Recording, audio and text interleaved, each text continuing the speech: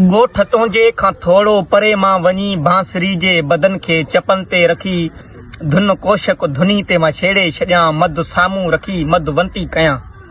या त मजनू जियां मां बि मजदूब थियां तोसां मोहब्बत करे तोसां मनसूब थियां मोह मिटी खां मटे तुंहिंजो महबूब थियां हा भला ईअं किथे थो करे मां सघां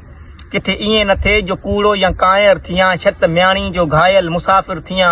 रत मुंहिंजे मंझां रंगो अहिड़ो फुटे मुंहिंजी नगरी मथे बाख नहीं का अचे मूंखे तारीख़ अहिड़ो को तानो न ॾे ऐं ज़िबा खां ज़ख़म को ज़मानो न ॾे मुंहिंजी मयत मिटी जी मयारी न थिए पंहिंजी यारी वतन सां गदारी न थिए वक़्तु दस्तक पियो ॾे हिन धरती मथे वक़्तु दस्तक पियो ॾे हिन धरती मथे सूर्य हिन खे वरी सिंधु पई थी सॾे वक़्तु फितने जे फिरकनि मंझां लथो वक़्तु सिसकिन ऐं सुॾकनि मंझां लथो वक़्तु ज़ारा जे ज़ख़्मनि मंझां लथो वक़्तु सप्तेन थियो वक़्तु बेचैन थियो वक़्तु सूरन जो आहे वरी सेन थियो हिन जन्म में रहियो हुन जन्म में रहियो वक़्तु जमुना जे झुरंदड़ जिस्म में रहियो वक़्तु शद्दाद थियो वक़्तु चंगेज़ थियो वक़्तु ज़ैनब जे ज़ख़्मनि में ज़रखेज़ थियो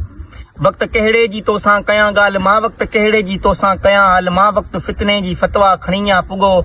मर्द मंसूर सूली मथे आ उभो वक़्तु घाणो थी वापसि वरियो आहे जॾहिं वक़्तु घाणो थी वापसि वरियो आहे जॾहिं सिंधु टल्टी सां टकराए जी थी वञे का वतन तां सिरी वार जी थी वञे कुझु घणनि लाइ खुदाई गॿराइजी थी वञे सिंधु सुॾकनि में सेराप जी थी वञे हाणे तुंहिंजो थियां जा वतन जो थियां विख तोड़े खणा जा वतन लाइ खणा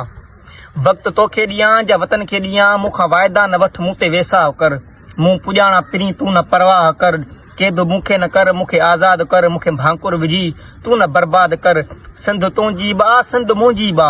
ओ सखीरी तोखे सच मां चवां मां त मिटी जी चपटी मथां वार जां सिंधु तूं थी सखी पोइ पई सार जां पोइ पई सार जां हक़ मौजूदगी सिंधु।